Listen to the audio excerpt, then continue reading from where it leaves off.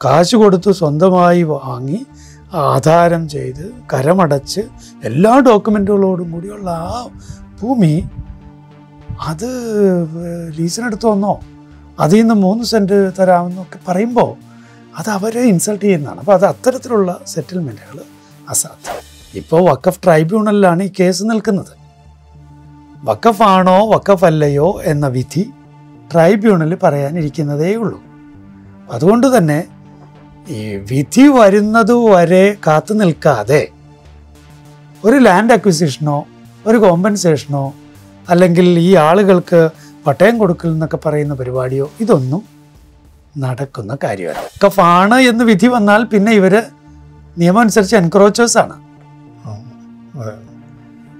ഈ എൻക്രോച്ചേഴ്സിന് land acquire ചെയ്ത് കൊടുക്കാം എന്ന് ഇതിനകത്തില്ല. to persons residing in areas affected by natural calamities. അതല്ല, ഇതൊരു വഖഫ് കലാമിറ്റിയാണ്, നാച്ചുറൽ കലാമിറ്റിയാണ്. ജുഡീഷ്യൽ കമ്മീഷൻ്റെ മുൻപിൽ ഡോക്യുമെൻറ്റുകൾ എത്തിയിട്ടുണ്ട്.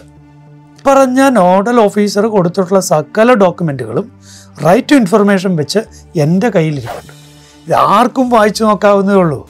തെളിവുകൾ വളരെ ക്ലിയറായിട്ട് കിടക്കുകയാണ്. അതായത് മുഹമ്മദ് സിദ്ദിഖ് സേട്ടു ഒരു ഫ്രോഡായിരുന്നു. ഇങ്ങനെയുള്ള കാര്യങ്ങൾ ഞാൻ പറയുന്നത് ഇപ്പോൾ കമ്മീഷൻ്റെ മുമ്പിൽ ഇത് എത്തിയിട്ടുണ്ട്. കമ്മീഷൻ ഇത് മറച്ചു വെക്കാൻ പാടില്ലെന്നാണ് ഞാൻ പറയുന്നത്. കമ്മീഷൻ കൃത്യമായി തൻ്റെ മുമ്പിൽ എത്തിയിട്ടുള്ള രേഖകൾ കൃത്യമായി കണ്ട് മുഹമ്മദ് സിദ്ദിഖ് സേട്ടു ഒരു ഫ്രോഡായിരുന്നു എന്ന് ക്ലിയറായിട്ട് പറയണം. ക്ലിയറായിട്ട് കാണാം. ഡോക്യുമെൻ്റ് നമ്മുടെ കയ്യിലുണ്ടെന്നേ, കമ്മീഷൻ്റെ കയ്യിൽ കിട്ടിയ ഡോക്യുമെൻ്റൊക്കെ നമ്മുടെ കയ്യിലുണ്ട്. ഒരു ഒറിജിനൽ പെറ്റീഷൻ മുനമ്പംകാരുടേതായിട്ട് അവിടെ ഇല്ല എന്നതാണ് ഏറ്റവും ദയനീയമായിട്ടുള്ള കാര്യം. പക്ഷേ ഇൻഫർമേഷൻ എന്ന് പറയുമ്പോൾ ഈ സിദ്ദിഖ് സേട്ടുവിൻ്റെ രേഖ മാത്രം നോക്കിയാൽ മതിയോ? അതിൻ്റെ മുന്നാധാരം ഏതാണെന്ന് നോക്കണ്ടേ? അപ്പോൾ അതിൻ്റെ അർത്ഥം 48-ലെ തീരാധാരം നോക്കേണ്ടി വരും. ജംബുബായി ഇയാൾക്ക് കൊടുത്തു എന്ന് പറയുന്ന തീരാധാരം. അതിനു മുൻപുള്ളതാണ് ഈ ഭാഗാധാരം. ഈ ഭാഗാധാരത്തിലും നമ്പറുകളുണ്ട്. അങ്ങനെ പോകുമ്പോൾ സ്വാഭാവികമായിട്ട് ഇത് കള്ളപ്രമാണമാണെന്ന് വഖഫ് ബോർഡിന് മനസ്സിലാവേണ്ടതല്ലേ? ഇതിനു മുൻപ് കർണൽ ദർശനിൽ തന്നെ പണ്ട് പറഞ്ഞിരുന്നു, രേഖകൾ പുറത്തു വിടണം സർക്കാർ എന്ന് പറഞ്ഞിരുന്നു. നമസ്കാരം. പലവിധ അധിനിവേശങ്ങൾ കൊണ്ട് പിറന്ന മണ്ണിൽ അഭയാർത്ഥികളാവേണ്ടി വരുന്നവരുടെ തീരാനൊമ്പരം ആഗോള സമൂഹത്തിൻ്റെ വേദനയാണ്. ആ ശൃംഖലയിൽ നമുക്ക് ഏറ്റവും അടുത്ത് തൊട്ടു കാണിക്കാവുന്ന വിഷയമാണ് മുനമ്പം നിവാസികൾ ഇന്ന് നേരിടുന്ന പ്രതിസന്ധി. മുനമ്പം വിഷയത്തെക്കുറിച്ച് പറയുമ്പോൾ അതേക്കുറിച്ച് അക്കാദമികമായി പഠിക്കുകയും ആ വിഷയം പൊതുശ്രദ്ധയിൽ കൊണ്ടുവരികയും ചെയ്ത പ്രമുഖ വ്യക്തിത്വമാണ് ഫാദർ ജോഷി മയ്യാറ്റിൽ. ഫാദർ, ഈ ഒരു അഭിമുഖത്തിലേക്ക് സ്വാഗതം. ഈ വിഷയവുമായി ബന്ധപ്പെട്ട് ഏറ്റവും പുതുതായി നമ്മൾ വാർത്തയിൽ കണ്ടത് സർക്കാർ നിയോഗിച്ചൊരു ന്യായാധിപ കമ്മീഷൻ ചില നിഗമനങ്ങളിൽ എത്തിയതായിട്ട് വാർത്തകളിൽ കണ്ടു. അതേക്കുറിച്ച് ഫാദർ ജോഷി മയ്യാറ്റിലിന് ആധികാരികമായോ അല്ലെങ്കിൽ അനുഭവങ്ങളിൽ നിന്നോ എത്രത്തോളം കാര്യങ്ങൾ വിലയിരുത്താൻ കഴിയും? ഓക്കെ, നമ്മുടെ ജസ്റ്റിസ് CN രാമേന്ദ്രൻ നായർ ഇന്നലെ മുഖ്യധാര മാധ്യമങ്ങളിൽ വന്നിട്ട് പറഞ്ഞിരുന്നു. അതായത് സെറ്റിൽമെൻറ്റ്, അതാണ് പുള്ളി പറഞ്ഞത്. 2 കാര്യങ്ങളാണ് എൻ്റെ ശ്രദ്ധയിൽപ്പെട്ടത്. ഒന്ന്, സെറ്റിൽമെൻറ്റ് അസാധ്യമല്ല എന്നാണ്. അപ്പോൾ അത് വഖഫ് ബോർഡും മുനമ്പംകാരും തമ്മിൽ സെറ്റിൽമെൻറ്റ്, എന്താണ് സെറ്റിൽമെൻറ്റ് എന്നൊരു ചോദ്യം വരാം. എന്താണ് സെറ്റിൽമെൻറ്റ്? റിപ്പോർട്ട് വരാനിരിക്കുന്നതേ ഉള്ളൂ. നമുക്ക് റിപ്പോർട്ട് അടുത്ത ആഴ്ചയിൽ റിപ്പോർട്ട് വരും. അപ്പോൾ അതിന് പക്ഷേ അതിന് ആമുഖം എന്ന രീതിയിലാണ് അദ്ദേഹം അത് സംസാരിച്ചത്. അപ്പോൾ സെറ്റിൽമെൻറ്റ് എന്ത് എന്ന ചോദ്യത്തിന് നേരത്തെ ചോദിച്ചല്ലോ അനുഭവം എന്ന്. അനുഭവത്തിൽ നിന്ന്, മുനമ്പംകാരുടെ അനുഭവത്തിൽ നിന്ന് സെറ്റിൽമെൻറ്റ് എന്ന് പറഞ്ഞ് കേട്ടത് 2 കാര്യങ്ങളാണ്. നേരത്തെ മുൻപ് ചർച്ച ചെയ്യപ്പെട്ടതാണ്. മുൻപ് ഇത് ചർച്ച ചെയ്യപ്പെട്ടുള്ളതാണ് സെറ്റിൽമെൻറ്റ്. അതായത് വഖഫ് ബോർഡിൻ്റെ ഉത്തരവാദിത്തപ്പെട്ടവർ ഈ ഭൂസംരക്ഷണ സമിതിക്കാരോട് പറഞ്ഞത് അത് ലീസിന് എടുക്കാമെന്നാണ്. പാട്ടത്തിന്, അതായത് സ്വന്തം ഭൂമി പാട്ടത്തിന്, സ്വന്തം ഭൂമി പാട്ടത്തിനെടുക്കാം എന്ന ഒരു, അതായത് വഖഫ് ഭൂമി തന്നെ. പിന്നെ ഈ വഖഫ് ഭൂമി നിങ്ങളിങ്ങനെ താമസിക്കുന്നതല്ലേ, ഇപ്പോൾ വേറെ മാർഗമൊന്നുമില്ലോ. അതുകൊണ്ട് അപ്പോൾ നിയമം അനുസരിച്ച് എന്താ വേണ്ടത്? ഇത് വഖഫ് ഭൂമിയാണെങ്കിൽ അവർ എൻക്രോച്ചേഴ്സാണ്, ഇത് വഖഫ് ഭൂമിയാണെങ്കിൽ മുനമ്പംകാർ എൻക്രോച്ചേഴ്സാണ്, അതിക്രമിച്ച് കയറിയവർ അല്ലെങ്കിൽ കടന്നുകയറ്റക്കാരാണ്. ഇനി അവർ കടന്നുകയറ്റക്കാരാണെങ്കിൽ പിന്നെ നിയമം അനുസരിച്ച് എന്താണ്? അവരെ പുറത്താക്കുക എന്നുള്ളതാണ്, എവിക്ഷനാണ്. ട്രസ്പാസേഴ്സ് എന്ന് മാത്രമല്ല 2 വർഷം ജയിലിലും കിടക്കേണ്ടി വരും. അങ്ങനെയാണ് നിയമത്തിലുള്ളത്. അപ്പോൾ ഈ സെറ്റിൽമെൻ്റ് എന്ന് പറഞ്ഞാൽ വഖഫ് ഭൂമിയാണെന്ന് സമ്മതിച്ചുകൊണ്ട് തന്നെ സെറ്റിൽമെൻറ്റ്. എന്താ സെറ്റിൽമെൻറ്റ്? ഒന്നാണ് നമ്മൾ ഈ കേട്ട ലീസ്, മറ്റൊന്ന് അവരോടൊരു ജനപ്രതിനിധി പറഞ്ഞ കാര്യമാണ്, അത് 3 സെൻറ്റ് കുടിയടപ്പ്, അല്ലെങ്കിൽ മാക്സിമം പോയാൽ 5 സെൻറ്റ്, ഏറ്റവും കൂടുതൽ ഭൂമിയുള്ളവർക്ക് 5 സെൻറ്റ് കുടിയടപ്പ് എന്ന് പറയുന്നതും ഒരു സെറ്റിൽമെൻറ്റ് ഒരു പറച്ചിലായിരുന്നു ഒരു സമയത്ത്. അല്ല, കുടിയടപ്പിന് ഇപ്പോൾ പുതിയ നിയമം ഏതാണ് അദ്ദേഹം വിമർശിച്ചത്? ഏത് നിയമമായാലും ആ മനുഷ്യരുടെ ഉള്ളിൽ തീകോരിയിടുന്ന ഒരു സെറ്റിൽമെൻ്റാണത്. അപ്പോൾ അത്തരത്തിലുള്ള സെറ്റിൽമെൻറ്റുകൾ എന്ന് പറയുന്നത് അചിന്തനീയമാണ്. അതിനെക്കുറിച്ച് അങ്ങനെ ഒരു ഡിസ്കഷൻ പോലും ഇല്ല. ജസ്റ്റ് അത് ചർച്ച അർഹിക്കുന്നില്ല, അത് പരിഗണന അർഹിക്കുന്നില്ല. മുനമ്പംകാരുടെ ഭാഗത്ത് നമ്മൾ ചിന്തിക്കണമല്ലോ. അവർ 36 വർഷമായിട്ട് 89, 90, 91, 3 വർഷങ്ങളിൽ ആയിട്ട് അവർ വാങ്ങിയതാണത്. 218 കുടുംബങ്ങൾ അന്ന്, അതിപ്പോൾ 610ഓളം എത്തി. അപ്പോൾ അവരെ സംബന്ധിച്ചിടത്തോളം ഇത്രയും നാൾ കാശ് കൊടുത്ത് സ്വന്തമായി വാങ്ങി ആധാരം ചെയ്ത് കരമടച്ച് എല്ലാ ഡോക്യുമെൻറ്റുകളോടും കൂടിയുള്ള ആ ഭൂമി അത് ലീസിനെടുത്ത് വന്നോ, അതിൽ നിന്ന് 3 സെൻറ്റ് തരാമെന്നൊക്കെ പറയുമ്പോൾ അത് അവരെ ഇൻസൾട്ട് ചെയ്യുന്നതാണ്. അപ്പോൾ അത്തരത്തിലുള്ള സെറ്റിൽമെൻറ്റുകൾ അസാധ്യം. പിന്നെ രണ്ടാമത്തെ കാര്യം അദ്ദേഹം പറഞ്ഞത് ലാൻഡ് അക്വിസിഷനെ കുറിച്ചാണ്. ഗവൺമെൻറ്റിന് ലാൻഡ് ഏറ്റെടുക്കാമെന്ന് പൊന്നുമില്ല നടപടിക്രമം പ്രകാരം. അത് 91 സെക്ഷൻ, വഖഫ് ആക്ടിലെ 91 സെക്ഷനിൽ ലാൻഡ് അക്വിസിഷനെ കുറിച്ചുള്ള പരാമർശമുണ്ട്. വഖഫ് ആക്ടിലെ ലാൻഡ് അക്വിസിഷൻ പരാമർശം. ഇപ്പോൾ വഖഫ് ട്രൈബ്യൂണലിലാണ് ഈ കേസ് നിൽക്കുന്നത്. വഖഫ് ആണോ വഖഫ് അല്ലയോ എന്ന വിധി ട്രൈബ്യൂണലിൽ പറയാനിരിക്കുന്നതേ ഉള്ളൂ. അതുകൊണ്ട് തന്നെ ഈ വിധി വരുന്നതുവരെ കാത്തു നിൽക്കാതെ ഒരു ലാൻഡ് അക്വിസിഷനോ ഒരു കോമ്പൻസേഷനോ അല്ലെങ്കിൽ ഈ ആളുകൾക്ക് പട്ടയം കൊടുക്കൽ എന്നൊക്കെ പറയുന്ന പരിപാടിയോ ഇതൊന്നും നടക്കുന്ന കാര്യമല്ല. അതുകൊണ്ട് ഒന്ന്, വഖഫ് ട്രൈബ്യൂണലിലെ കേസ് അത് വിധി വരട്ടെ എന്നുള്ളതാണ്.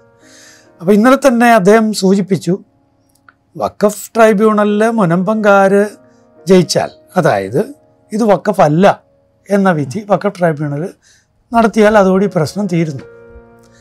അല്ല, ഇത് വഖഫാണ് എന്ന വിധി വന്നു കഴിഞ്ഞാലാണ് ഈ ലാൻഡ് അക്വിസിഷൻ്റെ കാര്യമൊക്കെ ചിന്തിക്കേണ്ടതേ ഉള്ളൂ.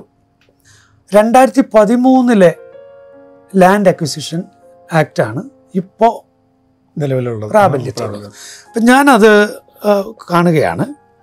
അതിൽ 2ാമത്തെ നമ്പർ ലാൻഡ് അക്വിസിഷൻ ക്ലോസ് 2 ആക്ടിലെ സെക്ഷൻ 2, അതിൽ 1ാമത്തെ subsection, The provisions of this act relating to land acquisition, compensation, rehabilitation and resettlement shall apply when appropriate government acquires land for its own use, hold and control, including for public sector undertakings and for public purpose.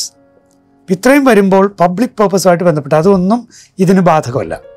അടുത്തത്, and shall include the following purposes, namely, ഇവിടെ A, B, C, D, E, F ഇത്രയും കാര്യങ്ങൾ പറഞ്ഞിട്ടുണ്ട്. ഇതിൽ മുനമ്പത്തെ ഈ വിഷയത്തിൽ apply ചെയ്യാൻ പറ്റുന്നത് ഏതാണെന്നുള്ളൊരു ചോദ്യമാണ് നിൽക്കുന്നത്. ഇതിലൊന്നും എൻക്രോച്ചേഴ്സിന്, കാരണം വഖഫാണ് എന്ന് വിധി വന്നാൽ പിന്നെ ഇവർ നിയമം അനുസരിച്ച് എൻക്രോച്ചേഴ്സാണ്.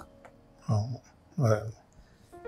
ഈ എൻക്രോച്ചേഴ്സിന് ലാൻഡ് അക്വയർ ചെയ്ത് കൊടുക്കാം എന്ന് ഇതിനകത്തില്ല.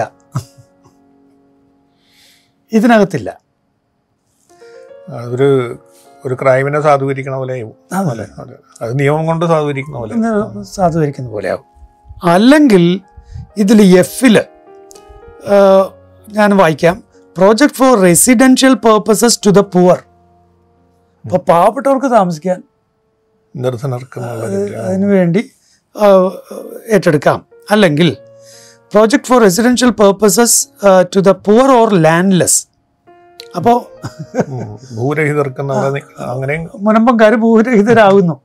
അപ്പോൾ മുനമ്പംകാർ പാവപ്പെട്ടവരാണെന്നും ഭൂരഹിതരാണെന്നും അംഗീകരിച്ചുകൊണ്ട് ഉള്ളൊരു സംഗതിയാണിത്. അടുത്തത്, to persons residing in areas affected by natural calamities. അതല്ല, ഇതൊരു വഖഫ് കലാമിറ്റിയാണ്, നാച്ചുറൽ കലാമിറ്റി അല്ല.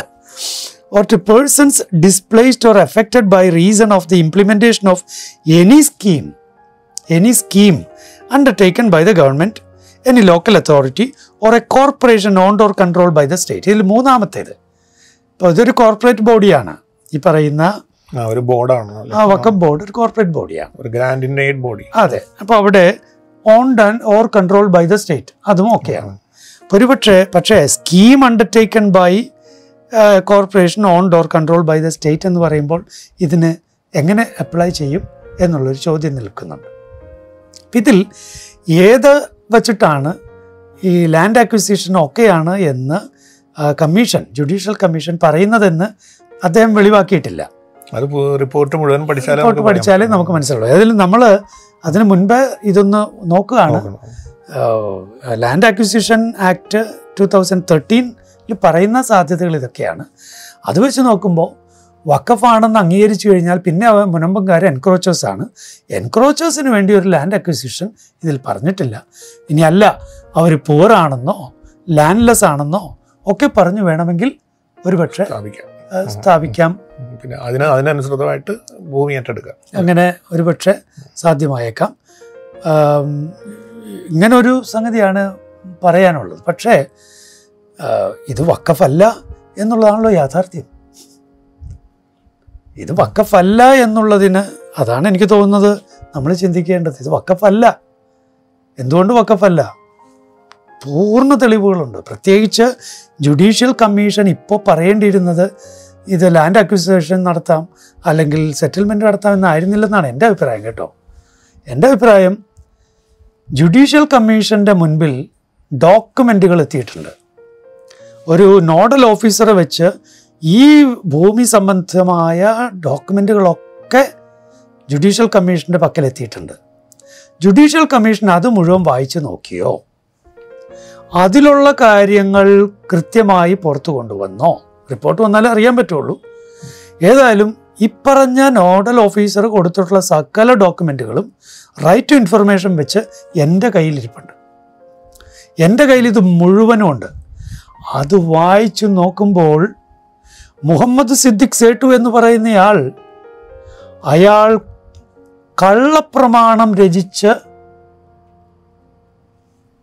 ഒരു സർക്കാർ ഭൂമി, അന്നത്തെ രാജാവിൻ്റെ ഭൂമി, ഇന്ത്യൻ സ്വാതന്ത്ര്യത്തിന് തൊട്ടു മുൻപ് 1947 ഒരു ഭാഗാധാരം ചെയ്ത് അത് അബ്ദുൾ സത്താർ ഹാജി മൂസ സേട്ടുവിൻ്റെ കുടുംബങ്ങളോ ആരും അറിയാതെ ഈ പുരാവസ്ലി ഇതിനുള്ള തെളിവ് കിട്ടിയിട്ടുണ്ട്. എല്ലാം അതിലുണ്ട്, വളരെ കൃത്യമായിട്ടുണ്ടെന്നേ.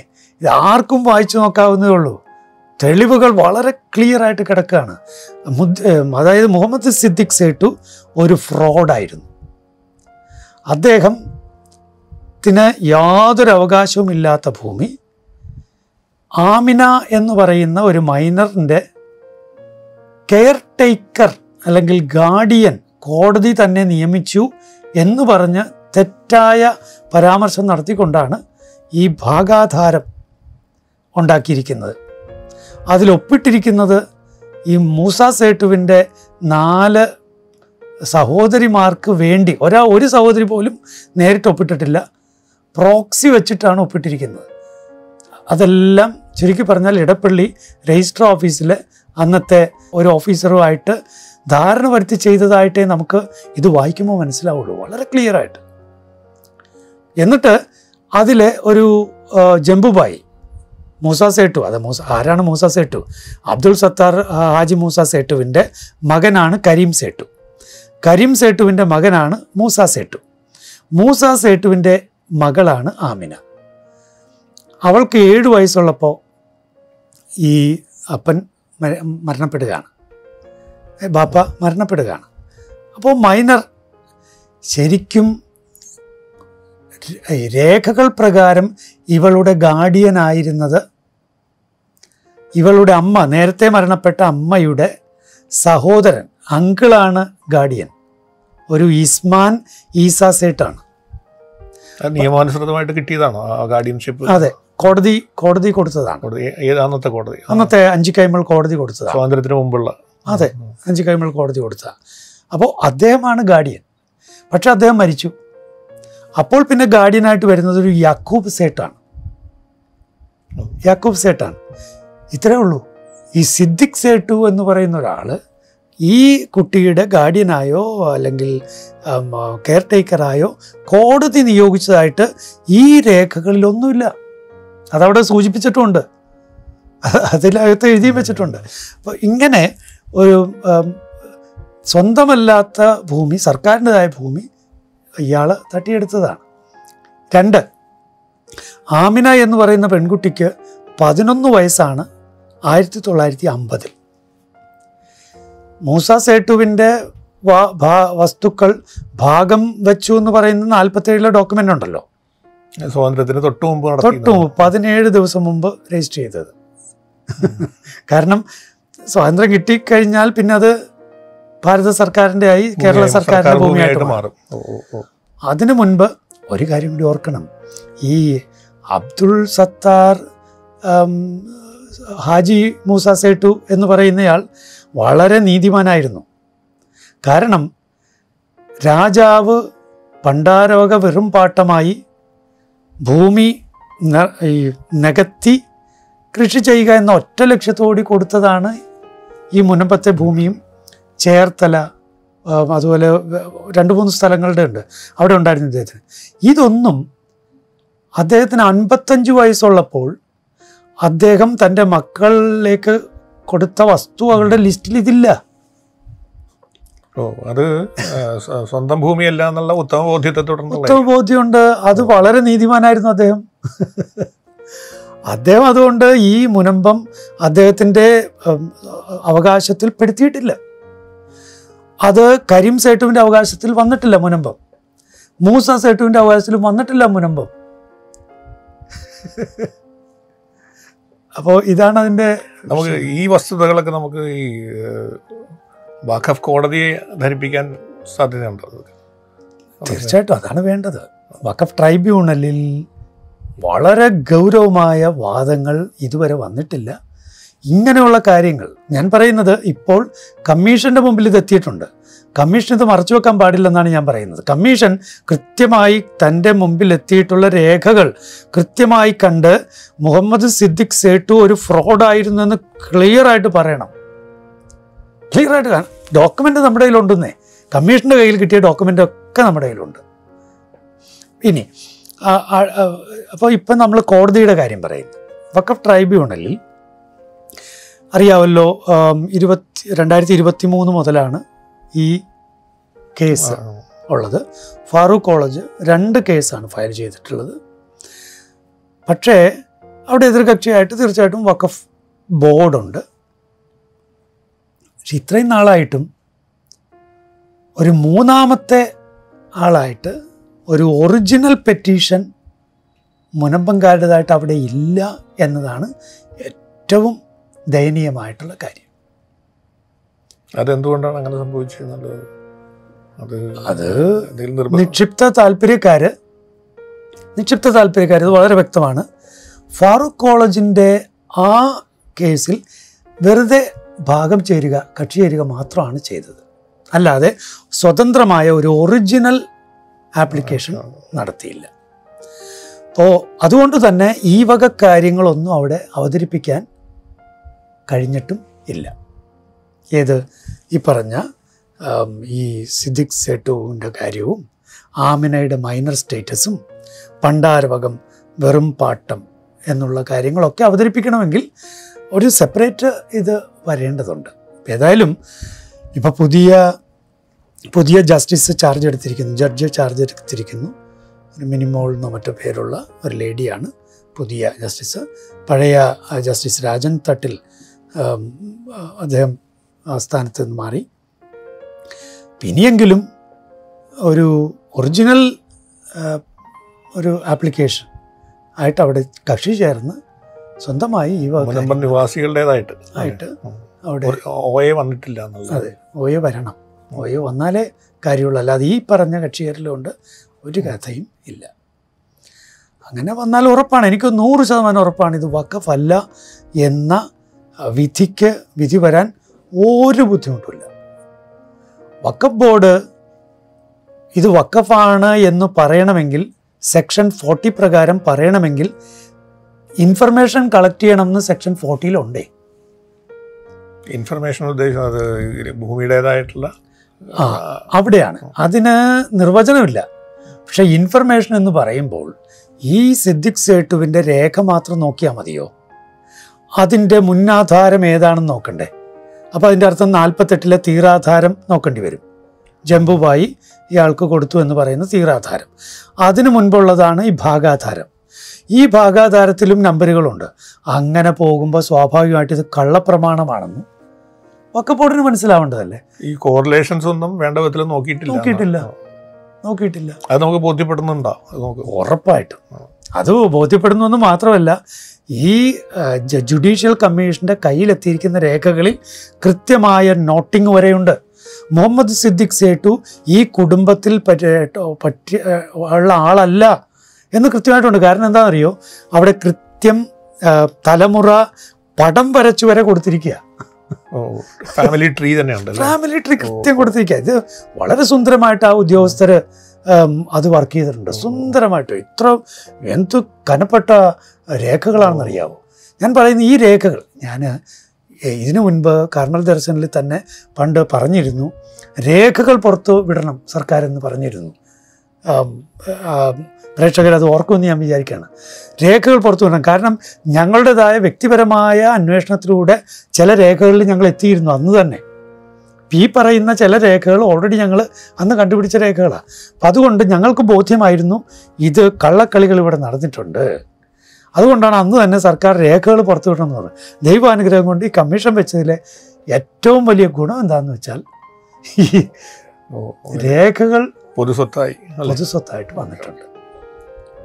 പിന്നെ നമ്മൾ ഇപ്പോൾ പുതിയ വഖഫ് ഭേദഗതി നിയമം വന്നിട്ടുണ്ടല്ലോ, അതിൻ്റെ പരിപ്രേക്ഷ്യത്തിൽ ഈ സംഭവങ്ങളെ നോക്കി കാണാൻ പറ്റുമോ, അല്ലെങ്കിൽ അതിന് സാങ്കത്യമുണ്ടോ എന്നറിയാം? തീർച്ചയായിട്ടും ഭേദഗതി പാസ്സായി, ആക്ട് നിലവിൽ വന്നു. ആ ആക്ടിലെ സെക്ഷൻ 2A മുനമ്പത്തിന് കൃത്യമായ പരിഹാരമാണ്. അത് ആദ്യമായി പാർലമെൻറ്റിൽ ഓഗസ്റ്റ് 8-ാം തീയതി ഇത് അവതരിപ്പിക്കുമ്പോൾ അങ്ങനൊരു സെക്ഷൻ ഉണ്ടായിരുന്നില്ല. അപ്പോഴാണ് ഇതിൽ വലിയ പ്രശ്നമുണ്ടായി JPCക്ക് വിട്ടത്. ദൈവാനുഗ്രഹമാണ്, ഇതെല്ലാം ദൈവാനുഗ്രഹം. മുനമ്പൻകാർക്ക് ദൈവാനുഗ്രഹമുണ്ട്. JPCയിൽ ബോറ കമ്മ്യൂണിറ്റി ഒരു പ്രശ്നം ഉന്നയിക്കുന്നു.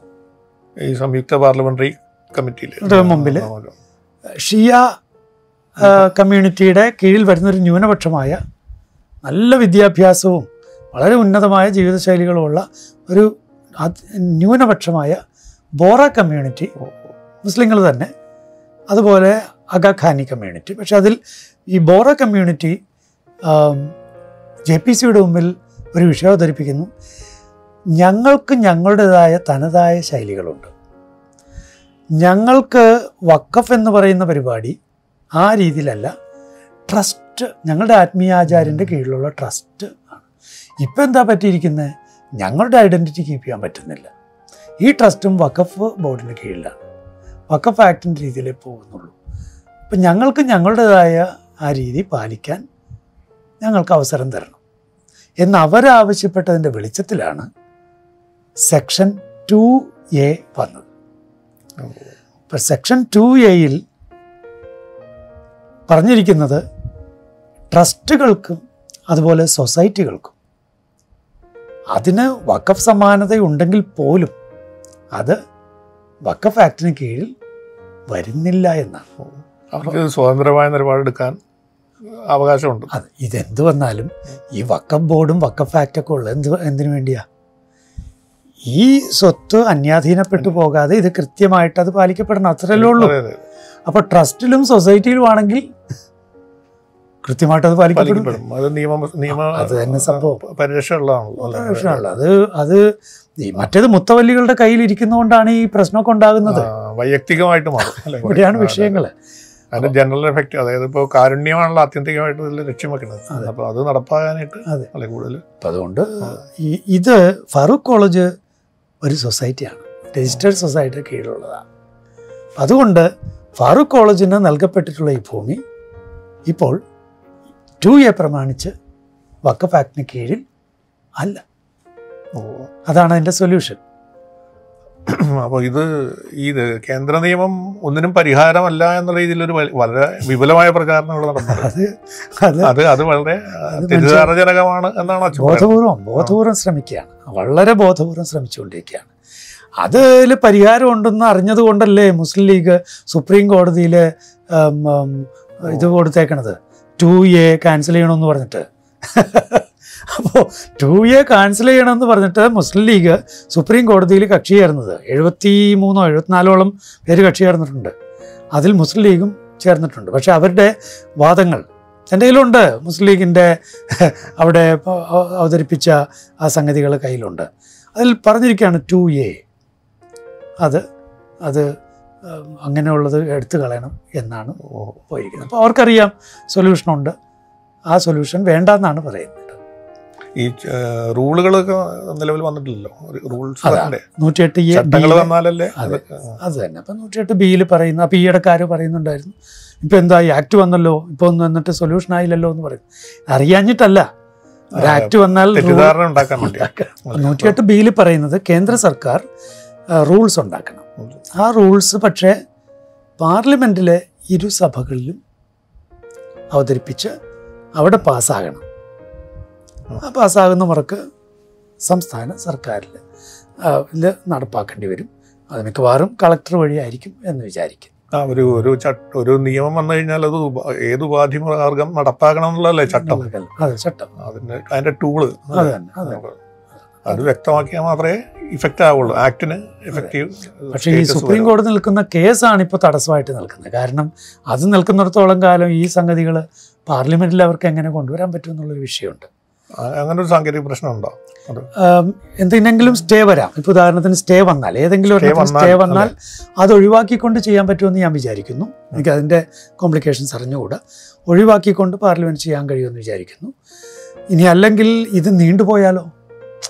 സുപ്രീം കോടതിയിൽ ഈ ചർച്ചയും വാദമൊക്കെ നീണ്ടു പോയാൽ അത് അങ്ങനെ നീണ്ടു പോകുന്നിടത്തോളം കാലം ഈ കാര്യങ്ങൾ ചർച്ചയ്ക്ക് പാർലമെന്റിൽ വെക്കാൻ പറ്റുമോ? ഈ മുനമ്പൻ ജനതയുടെ ഇടയിൽ ഇതിനെക്കുറിച്ചുള്ള അവബോധം വന്നിട്ടുണ്ടോ എന്നതിനെക്കുറിച്ച്? മുനമ്പൻകാർക്ക് അറിയാം, നന്നായിട്ട് അറിയാം. മുനമ്പൻകാർക്ക് വളരെ നന്നായിട്ട് അറിയാം ഇതിൻ്റെ സൊല്യൂഷനായി എന്ന്. പിന്നെ ചിലർ കക്ഷി രാഷ്ട്രീയ താല്പര്യങ്ങളുള്ളവർ ഇത് കലക്കവെള്ളത്തിൽ മീൻ പിടിക്കുന്ന പോലുള്ള ചില ശ്രമങ്ങൾ നടത്തി, പ്രത്യേകിച്ച് 2A. ഇതിനിടയ്ക്ക് ഇവിടെ ഈ നിയമകാര്യ വകുപ്പ് മന്ത്രി വന്നല്ലോ, കിരൺ റിജിജു. അതെ, മുനമ്പത്തെത്തിയിരുന്നില്ല. അതെ, അദ്ദേഹത്തിൻ്റെ പത്രസമ്മേളനത്തിൽ പത്രക്കാരെന്തോ ചോദ്യം ചോദിച്ചു. അദ്ദേഹം എന്തോ പറഞ്ഞു, കോടതിയിലൂടെ പോകണമെന്നോ മറ്റോ പറഞ്ഞതോടുകൂടി അത് ഭയങ്കരമായിട്ട് പെരുപ്പിച്ച് കാണിച്ച് ഈ സൊല്യൂഷൻ ഇല്ല എന്ന് ആക്കി തീർക്കാൻ ഭയങ്കര ശ്രമങ്ങൾ ഇവിടെ നടന്നു. അത് മാധ്യമങ്ങളും ശ്രമിക്കുന്നുണ്ട് എന്നാണോ? മാധ്യമങ്ങളും ശ്രമിച്ചു, ഇതിൻ്റെ ഭൂസംരക്ഷണ സമിതിയുടെ ഉത്തരവാദിത്തപ്പെട്ടവർ പോലും ശ്രമിച്ചു. അവിടെ അതേസമയം ഇതേ കിരൺ റിജിജു അവിടെ മുനമ്പത്ത് വന്ന് സംസാരിച്ച് എന്താണെന്ന് എല്ലാവരും കേട്ടതാണ്. അദ്ദേഹം പറഞ്ഞത് ഇതിൻ്റെ ചട്ടങ്ങൾ റെഡിയായി വരാനുണ്ട്. ആ ചട്ടങ്ങൾ റെഡിയായി വന്നു കഴിഞ്ഞാൽ അത് കേരളത്തിലെ സർക്കാരിന് കൊടുക്കും, അതിവിടെ നടപ്പിലാക്കുകയും ചെയ്യും. ചെറിയൊരു കാലതാമസം അതിന് വരും. 108B വെച്ച് അദ്ദേഹം കൃത്യമായിട്ട് പറഞ്ഞതാണ്. അപ്പോൾ ഇതിനെ തമസ്കരിക്കാനുള്ള ശ്രമങ്ങളാണ് കാര്യമായിട്ട് നടക്കുന്നത്. ഈ ഒരു വിഷയം തന്നെ ഇപ്പോൾ കേന്ദ്ര സംസ്ഥാന അധികാരപരിധി എന്ന് വെച്ചിട്ടുള്ള തർക്കമുണ്ട്. ഇപ്പോൾ യൂണിയൻ ലിസ്റ്റ്, കൺകറന്റ് ലിസ്റ്റ് അല്ലെങ്കിൽ സ്റ്റേറ്റ് ലിസ്റ്റ്, ഇതിൽ ഇതിൻ്റേതായ എന്തെങ്കിലും പരിമിതികളോ അല്ലെങ്കിൽ സാധ്യതകളോ ഇതിലുണ്ടോ ഈ പുതിയ നിയമത്തിൽ അല്ലെങ്കിൽ ഈ വഖഫ് നിയമത്തിൽ? പുതിയ നിയമത്തിൽ ഈ നേരത്തെ ഉണ്ടായിരുന്നത് അതുപോലെ തന്നെ മെയിൻറ്റെയിൻ ചെയ്തിരിക്കുകയാണ്. കൺകറന്റ് ലിസ്റ്റ്, കൺകറന്റ് ലിസ്റ്റ് അത് തന്നെ സംയുക്ത ലിസ്റ്റായിട്ടാണ്. അപ്പോൾ കേന്ദ്ര സർക്കാർ ആക്ട് പുറപ്പെടുവിക്കുന്നു, റൂൾസ് പുറപ്പെടുവിക്കുന്നു. പക്ഷേ ഇനി അതിലാണ് തമാശ വരുന്നത്. അതായത് കേന്ദ്ര സർക്കാർ റൂൾസ് പുറപ്പെടുവിച്ചു എന്ന് വെച്ചാൽ സംസ്ഥാന സർക്കാരിന് ഇവിടുത്തെ പ്രത്യേക സാഹചര്യങ്ങളുടെ വെളിച്ചത്തിൽ ഒരു സംസ്ഥാന റൂള് ഉണ്ടാക്കാൻ പറ്റുമായിരിക്കും. നേരത്തെ അത് പറ്റുമായിരുന്നു, ഇപ്പോഴും പറ്റുമെന്ന് ഞാൻ വിചാരിക്കുന്നു. കാരണം കേന്ദ്ര ഗവൺമെൻറ് കൊടുക്കുന്ന റൂൾസ്, ആ റൂൾസ് ഓരോ സ്റ്റേറ്റിലും ആ റൂൾസ് നടപ്പാക്കാൻ സ്റ്റേറ്റിൻ്റെതായ സവിശേഷതകളും നോക്കേണ്ടി വരും. പ്രത്യേകതകൾ നോക്കണം. ആ പ്രത്യേകതകൾ അനുസരിച്ച് റൂൾസ് ചെയ്യാൻ പറ്റും. ഭൂമിയുടെ ലഭ്യത ഉൾപ്പെടെയുള്ളത് പല കാര്യങ്ങൾ വെച്ചിട്ട് സ്റ്റേറ്റിന് ചെയ്യാൻ പറ്റുമെന്ന് ഞാൻ വിചാരിക്കുന്നു. ഇത് അത് എന്താണ് വെരിഫിക്കേഷന് അതിന് വിധേയപ്പെട്ടുകൊണ്ടാണ് ഞാൻ പറയുന്നത്. ഞാൻ പറയുന്നത് തെറ്റാകാം, അയക്കാം. നേരത്തെ എങ്ങനെയാണെന്ന് വെച്ചാൽ വഖഫ് ആക്ട് ഉണ്ടായിരുന്നു, കേന്ദ്ര സർക്കാർ മോഡൽ കൊടുത്തു. ആ മോഡൽ അനുസരിച്ച് സംസ്ഥാന സർക്കാരുകൾ റൂൾസ് തയ്യാറാക്കിയിരുന്നു.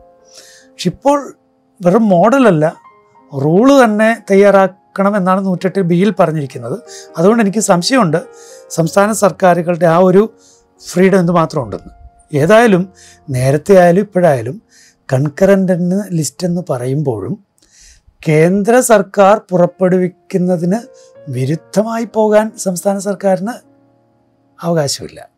ഇപ്പോൾ കൺകറന്റ് ലിസ്റ്റ് എന്ന് പറയുമ്പോൾ വിരുദ്ധമായ എന്തെങ്കിലും ഒരു സാധനം സംസ്ഥാന സർക്കാർ കൊണ്ടുവന്നാൽ അതോടുകൂടി നള്ളാവുകയാണ്, സംസ്ഥാന സർക്കാരിൻ്റെ സംഗതി നള്ളാവുകയാണ്. കൺകറന്റ് ലിസ്റ്റിൻ്റെ പ്രത്യേകത അതാണ്. മയ്യാറ്റിലച്ചനുമായിട്ട് സംസാരിച്ചതിൽ നിന്ന് നമുക്കിപ്പോൾ നമ്മൾ ഉരുത്തിരിഞ്ഞെടുത്ത കാര്യങ്ങൾ, ഒന്നാമത് ജുഡീഷ്യൽ കമ്മീഷനുമായിട്ട് മുനമ്പവുമായി ബന്ധപ്പെട്ട ജുഡീഷ്യൽ കമ്മീഷന് മുമ്പാകെയുള്ള പോംവഴികൾ, അതിൽ സെറ്റിൽമെൻ്റ് ഉണ്ട്, ലാൻഡ് അക്വിസിഷൻ ഉണ്ട്. ഇതിനേക്കാളെല്ലാം ഉപരിയായി ഈ കമ്മീഷന് മുമ്പാകെ ഒരു നിയമാനുസൃത സംവിധാനത്തിന് മുൻപിൽ രേഖകൾ എത്തിക്കാൻ കഴിഞ്ഞു എന്നുള്ളത് സുപ്രധാനമായ ഒരു കാര്യമാണ്. അച്ഛൻ പറഞ്ഞ മറ്റൊരു പ്രധാന സംഗതി, അതായത് നമ്മൾ വഖഫ് ട്രിബ്യൂണലിന് മുൻപാകെ മുനമ്പം നിവാസികൾ ഒരു ഒറിജിനൽ ആപ്ലിക്കേഷൻ സമർപ്പിച്ചിട്ടില്ല എന്നുള്ളതാണ്. അതിനുള്ള ആർജവം കാണിക്കണം, അതിനനുസൃതമായ തെളിവുകൾ സുലഭമാണ് എന്നും ഫാദർ ജോഷി മയ്യാറ്റൽ ചൂണ്ടിക്കാട്ടുന്നുണ്ട്. പിന്നെ മൂന്നാമതായിട്ട് നമുക്ക് പറയുന്നത്, നിലവിൽ രൂപീകരിച്ച വഖഫ് ഭേദഗതി നിയമത്തിൽ ഒരു സെക്ഷൻ 2A അത് മുനമ്പൻ ജനതയ്ക്ക് പരിഹാരമാകും എന്ന് തന്നെയാണ് ഇത്രയും കാലത്തെ അക്കാദമികമായ പഠനത്തിലൂടെ ഈ വിഷയം നേരിട്ട് ബോധ്യപ്പെട്ട് ഇത് പൊതുശ്രദ്ധയിൽ കൊണ്ടുവന്ന ഒരു വ്യക്തി എന്ന നിലയിൽ ഫാദർ ജോഷി മയ്യാറ്റിൽ പറയുന്നത്. സങ്കീർണതകളും മറ്റ് കുരുക്കുകളൊക്കെ ഉണ്ടാവാം, എങ്കിലും ആശ്വാസകരമായ ചില പോംവഴികൾ ഇനിയും അവശേഷിക്കുന്നു എന്നതാണ് മുനമ്പം വിഷയത്തിൽ അവശേഷിക്കുന്ന കച്ചിത്തുരുമ്പ്.